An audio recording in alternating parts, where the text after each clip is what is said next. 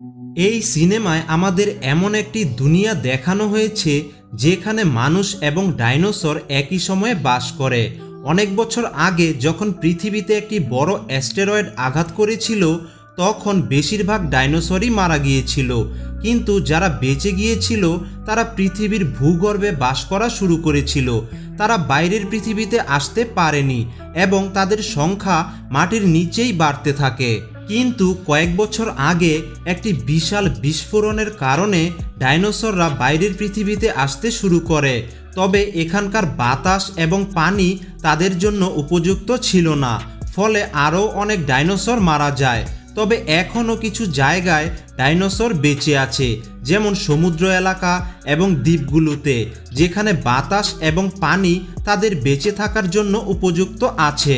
এর ফলে সেই জায়গাগুলো বিপজ্জনক হয়ে ওঠে এবং মানুষ সেখানে যাওয়া বন্ধ করে দেয়। কিন্তু সেই সময়ে কিছু কোম্পানিকে সেখানে যাওয়ার অনুমতি দেওয়া হয়েছিল, যাতে তারা ডাইনোসর নিয়ে গবেষণা করতে পারে এবং মানুষ এই ভয়ঙ্কর প্রাণীগুলো সম্পর্কে আরও তথ্য জানতে পারে।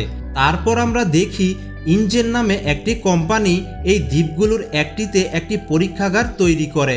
সেখানে অনেক বিজ্ঞানীরা মিলে ডাইনোসরদের নিয়ে গবেষণা করছিলেন। তারা আসলে ডাইনোসরের মিউটেশন নিয়ে কাজ করছিলেন, অর্থাৎ ডাইনোসরদের পরিবর্তন করে তাদের আরও শক্তিশালী এবং বিপজ্জনক করার জন্য তারা সব ডাইনোসরের রক্ত সংগ্রহ করছিল এবং তাদের ডিএনএ পরিবর্তন করছিল, যাতে তারা সব ডাইনোসরকে মিউটেট করতে পারে। এই ইনজেন কোম্পানি এখন তাদের পরীক্ষাগারে অনেক ডাইনোসরকে মিউটেট করে ফেলে। ডাইনোসরদের বড় বড় কন্টেনারের মধ্যে রাখা হয় এবং এখন তারা যে ডাইনোসরটি মিউটেট করছিলেন সেটি ছিল টিরেক্স নামের একটি ডাইনোসর। কিন্তু তাদের একজন কর্মীর ভুলের কারণে এই ডাইনোসরকে রাখার কন্টেইনারের লক নষ্ট হয়ে যায়, ফলে তাদের মিউটেশনের কাজ মাঝপথে থেমে যায়। আর টিরেক্স, যেটি আগে ঘুমিয়েছিল, এখন জেগে ওঠে। এটি মুক্ত হয়ে যায় এবং পুরো পরীক্ষাগারে ধ্বংসযজ্ঞ শুরু করে এবং অনেক মানুষকে নির্মমভাবে খেয়ে ফেলে। এই টিরেক্সটি দেখে আমরা বুঝতে পারি যে এটি অনেকটাই মিউটেট হয়েছে, কারণ এটি আকারে খুব বড় এবং খুবই বিপজ্জনক এবং ভয়ঙ্কর দেখাচ্ছিল। এটি দেখে বিজ্ঞানীরা ভয় পেয়ে যান এবং তারা তাদের পরীক্ষাগার এবং মিউটেশনের কাজ মাঝপথে ফেলে সেখান থেকে পালিয়ে যান। এরপর কেউই এই পরীক্ষাগারে ফিরে আসেনি এবং গল্পে এখন 17 বছর পেরিয়ে গেছে এবং এখন 2010 সালের পরে সরাসরি 2027 সালের সময় দেখানো হয়। এরপর আমরা একজন মানুষকে দেখি, যার নাম মার্টিন। মার্টিন পার্কার নামে একটি খুব বড় ফার্মাসিউটিক্যাল কোম্পানিতে কাজ করেন, আর এই কোম্পানি মারাত্মক সব রোগের জন্য ঔষধ তৈরি করে। এই সময়ে পুরো বিশ্বে একটি খুব বিপজ্জনক হৃদরোগ দেখা দিয়েছে, যা এখন অনেক মানুষের মৃত্যুর কারণ।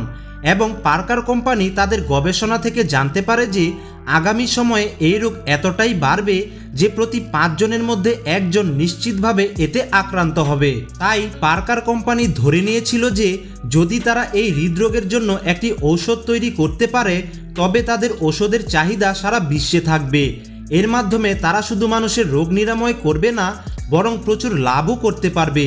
এখন পার্কার কোম্পানি আবিষ্কার করে যে ডাইনোসররা তাদের এই ঔষধ তৈরিতে খুবই কার্যকর হতে পারে, কারণ যদি তারা ডাইনোসরের মতো বড় হৃদয়ের প্রাণীর রক্ত পায়, তবে তারা তাদের ঔষধ খুব সহজেই তৈরি করতে পারবে। তাই পার্কার কোম্পানি মার্টিনকে এই মিশনের নেতৃত্ব দেওয়ার জন্য বেছে নেয় এবং কর্তৃপক্ষ তাকে 3 ধরনের ডাইনোসরের রক্ত আনতে বলে, যারা স্থলে মানে সমতলে বাস করে, যারা পানিতে সাঁতার কাটে এবং যারা আকাশে ওড়ে। মার্টিন এই কাজ একা করতে পারত না, তাই সে একটি দল গঠন করার সিদ্ধান্ত নেয়। এর জন্য সে প্রথমে জোরা নামের এক মেয়ের কাছে যায়, কারণ জোরা পূর্বে স্পেশাল ফোর্সের কমান্ডার ছিল। তাই সে যুদ্ধ, অস্ত্র ব্যবহার এবং কঠিন সময়ে বেঁচে থাকার ক্ষেত্রে বেশ দক্ষ। এবং যেহেতু মার্টিন যে জায়গায় যেতে চায় তা বিপজ্জনক, তাই মার্টিন প্রথমে তার দলে জোরাকে বেছে নেয় এবং সে তার সাথে কাজ করার জন্য জোরাকে $10 মিলিয়ন দেওয়ার কথা বলে। এরপর সে তাকে বিস্তারিতভাবে সবকিছু বলে।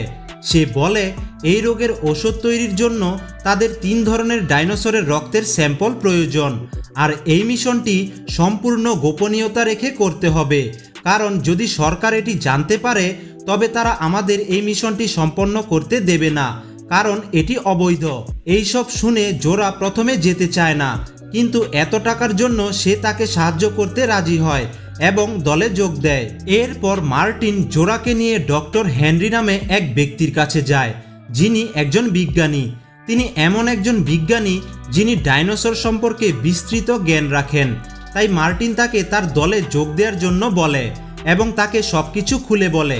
তাই সেও রাজি হয়ে যায়, টাকার লোভে নয়, কারণ তিনি ডাইনোসর ভালোবাসেন।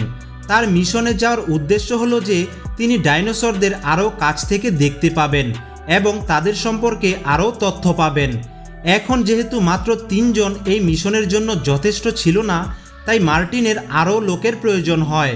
এর জন্য জোরা মার্টিনকে তার 2 বন্ধুর সাথে পরিচয় করিয়ে দেয়, যারা তার সাথে স্পেশাল ফোর্সে আগে কাজ করত।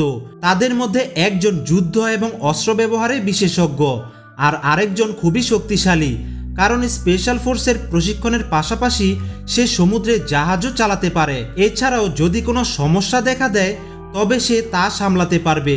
তাই এখন তাদের দুজনকে নেয়ার কারণে মার্টিনের দলে এখন মোট 5 জন লোক রয়েছে। এখন শীঘ্রই সবাই সব প্রস্তুতি নিয়ে জাহাজে ওঠে তাদের মিশনের জন্য রওনা দেয়। যাওয়ার সময় তারা আরও 2 জনকে সাথে নেয়, অর্থাৎ এখন তাদের দলে মোট 7 জন লোক। এখন তারা যে জায়গায় যাচ্ছে তার মানচিত্র দেখে। মানচিত্র দেখে জানা যায় যে পানির ডাইনোসররা বেশিরভাগই একটি বিশেষ ধরনের দ্বীপের কাছে রয়েছে। এই দ্বীপটি দেখে মার্টিন সবাইকে বলে যে এই দ্বীপটিতে 17 বছর আগে ইনজেন নামে একটি কোম্পানি এখানে ডাইনোসরদের উপর মিউটেশন পরীক্ষা চালাতো, কিন্তু একটি দুর্ঘটনার কারণে সেই পরীক্ষাগারটি বন্ধ হয়ে যায় এবং এখন এইসব ভবন অব্যবহৃত হয়ে পড়ে আছে। তারপর দলটি তাদের মিশনের দিকে এগিয়ে যায়। এরপর আমরা সমুদ্রে একটি ছোট নৌকা দেখি, যেখানে রুবেন নামে এক ব্যক্তি ও তার পরিবার ছিল। এই লোকেরা আসলে সমুদ্রে ঘুরতে এসেছিল এবং এখন তারা এক জায়গা থেকে অন্য জায়গায় যাচ্ছিল, কিন্তু তাদের নৌকা এগিয়ে যাওয়ার সাথে সাথে অনেক সমুদ্রের প্রাণী তাদের ঘিরে ফেলে এবং এই প্রাণীগুলো আসলে পানির ডাইনোসর ছিল, যারা একে একে তাদের নৌকায় আঘাত করতে শুরু করে এবং শীঘ্রই তাদের নৌকাটি উল্টে দেয়। ফলে তারা 4 জনই পানিতে পড়ে যায়। কিন্তু তাদের ভাগ্য ভালো ছিল যে সেই ডাইনোসররা সেখান থেকে চলে গিয়েছিল এবং তারা বেঁচে যায়। তারা দ্রুত তাদের নৌকার কাছে চলে আসে। রুবেন তার অবস্থান অনুযায়ী রেডিও ফ্রিকোয়েন্সি সেট করে এবং চারপাশে সংকেত পাঠায়। সংকেতটি জোরার বন্ধু দেখতে পায় এবং সে বুঝতে পারে যে এখানে কারো সাহায্যের প্রয়োজন। তাদের থেকে রুবেন আর তার পরিবার প্রায় 45 কিলোমিটার দূরে ছিল এবং তাদের জাহাজের গন্তব্য হলো সেই দ্বীপ যেখানে ডাইনোসররা আছে। তাই মার্টিন জাহাজ ফিরিয়ে নিয়ে কাউকে সাহায্য করতে অস্বীকার করে। সে বলে যে আমরা প্রথমে আমাদের কাজ শেষ করব, তারপর কাউকে সাহায্য করব। কিন্তু জোরার সঙ্গী একজন ভালো মানুষ এবং সে মার্টিনের কথা শোনে না। জাহাজটি তাদের দিকে নিয়ে যায়। শীঘ্রই তারা রুবেনের পরিবারের কাছে পৌঁছে যায় আর তারা তাদের জাহাজে তুলে তাদের জীবন বাঁচায়। এখন রুবেন তাদের বলে যে সমুদ্রে তাদের সাথে কি ঘটেছিল। এটি শুনে সবাই বুঝতে পারে যে তাদের উপর পানির ডাইনোসরেরাই হামলা করেছিল। তারপর হঠাৎ অনেক বড় আকারের পানির ডাইনোসর তাদের জাহাজে আঘাত করতে শুরু করে। এটি দেখে দলের সদস্যরা ভয় পায় না, বরং খুশি হয় এবং তারা তাদের জাহাজটি ডাইনোসরদের কাছাকাছি নিয়ে যায়, যাতে তারা ডাইনোসরদের রক্তের স্যাম্পল নিয়ে তাদের প্রথম কাজটি শেষ করতে পারে। তারপর দেখা যায় তাদের কাছে এমন একটি বন্দুক আছে যার সাথে একটি সিরিঞ্জ বা নিডল লাগানো এবং একটি ছোট কন্টেইনার একসাথে সংযুক্ত। এখন এই নিডল সহ কন্টেইনারগুলো বন্দুক থেকে ডাইনোসরের শরীরে শ্যুট করা হবে। নিডল শরীরে প্রবেশ করবে, ফলে কন্টেইনারগুলোতে দ্রুত রক্ত ভরে যাবে। পুরোপুরি ভরে গেলে কন্টেইনারগুলোতে প্যারাশুট থাকার কারণে বাতাসে উঠে যাবে। এরপর সবাই যখন নিচে নামবে তখন সহজেই সেই কন্টেইনারগুলো ধরে ফেলবে। এরপর জোরা দ্রুত একটি ডাইনোসরকে সামনে দেখে নিডলযুক্ত বন্দুক দিয়ে আক্রমণ করে, ফলে সে সহজেই সেই ডাইনোসরের রক্তের স্যাম্পল পেয়ে যায়। এখন যেহেতু তাদের প্রথম কাজটি শেষ, তাই সবাই খুব খুশি হয়। কিন্তু এখনও আরও কিছু পানির ডাইনোসর তাদের জাহাজে আক্রমণ করে এবং জাহাজে আঘাত করতে শুরু করে। এটি দেখে জোরার 2 সঙ্গী তাদের উপর গুলি চালাতে শুরু করে, যাতে ডাইনোসররা পিছিয়ে যায়। তবে এতে তারা পিছায় না, বরং তারা আরও ভয়ঙ্কর হয়ে ওঠে এবং একটি ডাইনোসর জাহাজের কাছে এসে জোরার এক সঙ্গীকে ধরে ফেলে এবং সবার সামনে তাকে খেয়ে ফেলে, যা দেখে সবাই খুব ভয় পায়। তাও এই ডাইনোসররা থামে না, বরং বারবার জাহাজে আঘাত করতে থাকে, ফলে এটি খুব জোরে কাঁপতে শুরু করে। এর ফলে টেরেসা মানে রুবেনের এক মেয়ে পানিতে পড়ে যায়। এটি দেখে পরিবারের অন্যরা এবং তার বাবাও তাকে বাঁচাতে পানিতে ঝাঁপ দেয় এবং তারা চারজন দ্রুত কাছের একটি দ্বীপে সাঁতার কেটে চলে যায়। এখন কোনো রকমে জোরার অন্য সঙ্গীটি জাহাজটি সামলায় এবং সে খুব অল্প সময়ের মধ্যে জাহাজটিকে দ্বীপের কাছে নিয়ে আসে, কিন্তু জাহাজটি একটি পাথরে প্রচণ্ডভাবে ধাক্কা খায়, ফলে জাহাজটি নষ্ট হয়ে যায়। কিন্তু ভালো কথা হলো তাদের জীবন বেঁচে যায়। এখন সবাই জাহাজ থেকে নেমে দ্বীপে পা রাখার সাথে সাথে তাদের সামনে একটি বড় ডাইনোসর চলে আসে, যেটা নির্মমভাবে তাদের দলে পরে যোগ দেওয়া মেয়েটিকে খেয়ে ফেলে। এটি দেখে সবাই ভয় পেয়ে যায় এবং তারা ভাবতে শুরু করে যে এখন তারা কিভাবে বাড়ি ফিরবে, কারণ তাদের জাহাজটি নষ্ট, তাই এটি দিয়ে ফেরা সম্ভব না। তখন জোরা তাদের সান্ত্বনা দেয়। সে বলে যে আমার ধারণা ছিল যে এই মিশনে এসে আমাদের জাহাজ নষ্ট হতে পারে, তাই আমি আমার আরেকটি দল প্রস্তুত রেখেছি এবং তাদেরকে পরের দিন একটি উদ্ধারকারী হেলিকপ্টার নিয়ে এই দ্বীপে আসার নির্দেশ দিয়েছি। তাই আজই আমাদের যত তাড়াতাড়ি সম্ভব সব কাজ শেষ করতে হবে এবং এই দ্বীপের কোনো উঁচু জায়গায় যেতে হবে, যাতে যখন আমাদের সঙ্গীরা আগামীকাল হেলিকপ্টার নিয়ে আসবে তারা আমাদের উঁচু জায়গায় থাকার কারণে যেন দেখতে পায় এবং আমরাও তাদের দেখতে পাই, কারণ তারা আমাদের জন্য মাত্র কয়েক মিনিট অপেক্ষা করবে। এটি শুনে জোরার এক সঙ্গী খুব ভয় পেয়ে যায়। সে সবাইকে বলে যে এই দ্বীপটি খুব বিপজ্জনক, এটি ডাইনোসরে পূর্ণ এবং সবাই এটি জানে, তাই হেলিকপ্টার দলটি এখানে বেশিক্ষণ থাকবে না এবং মরতেও চাইবে না। তাই তারা আমাদের জন্য খুব অল্প সময়ই অপেক্ষা করবে। যদি তারা আমাদের খুঁজে পায় তবে তারা আমাদের বাঁচিয়ে নেবে, কিন্তু যদি তারা না পায় তবে তারা ভাববে যে আমরা এই দ্বীপে মারা গেছি এবং তারা আমাদের ফেলে চলে যাবে। এখন এই দ্বীপে তাদের দলটি এক জায়গায় এবং রুবেন এবং তার পরিবার অন্য জায়গায় ছিল, আর এখন এই পরিবার এখান থেকে বেরিয়ে যাওয়ার পথ খুঁজতে থাকে। এদিকে জোরা এবং তার দল প্ল্যান করে যে আজ বাকি দুটি ডাইনোসরের রক্তের স্যাম্পল সংগ্রহ করবে এবং আগামীকাল সকালে হেলিকপ্টারে করে বাড়ি ফিরবে। এই দ্বীপটি সত্যি খুব অদ্ভুত। তারা এখানে বিভিন্ন ধরনের জিনিস দেখে, বিভিন্ন ধরনের ডাইনোসর দেখে, এগুলো ছাড়াও তারা বিভিন্ন ধরনের প্রাণী এবং পোকামাকড়ও খুঁজে পায়। তারা একটি বিশাল মাঠে প্রচুর পরিমাণ সমতলে থাকা ডাইনোসর দেখতে পায়। এগুলো সংখ্যায় অনেক ছিল, তাই এখন জোরা এবং তার দল দ্রুত তাদের কাছে যায় এবং গোপনে তাদের রক্ত বের করে নেয় এবং এভাবে তারা এখন দুটি ডাইনোসরের রক্তের স্যাম্পল পেয়ে যায়। এই ডাইনোসরেরা তাদের উপর আক্রমণ করে না, কারণ প্রথমত তারা ঘাস খায়, দ্বিতীয়ত তাদের নিজেদের সংখ্যা খুব বেশি হওয়ায় তারা তাদেরকে দেখতে পায় না। এখন তাদের তৃতীয় ডাইনোসর মানে উড়তে পারে এমন ডাইনোসরের রক্ত প্রয়োজন, কিন্তু এই ডাইনোসররা খুব দ্রুত এবং বিপজ্জনক। তাই জোরা এবং বিজ্ঞানী সিদ্ধান্ত নেয় যে আমরা সরাসরি নিডলের মাধ্যমে এর রক্ত বের করব না, বরং যদি এই ডাইনোসর ডিম পারে তবে আমরা তার পাড়া একটি ডিম থেকে রক্ত বের করব।